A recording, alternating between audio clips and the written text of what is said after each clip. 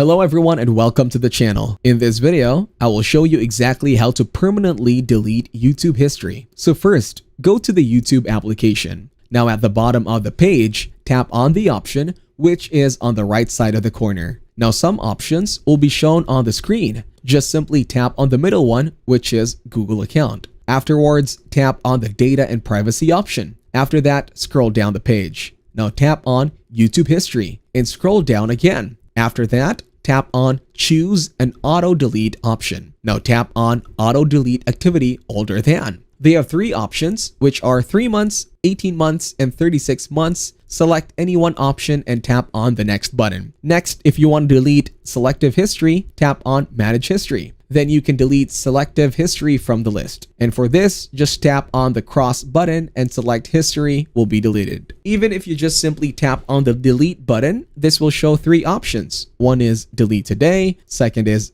delete custom range, and third is delete all time. Tap any option and this will delete history according to your selective option. Thank you everyone for watching. Hope you got some value. Make sure to like the video and subscribe to our channel. Leave a comment down below. See you in the next one.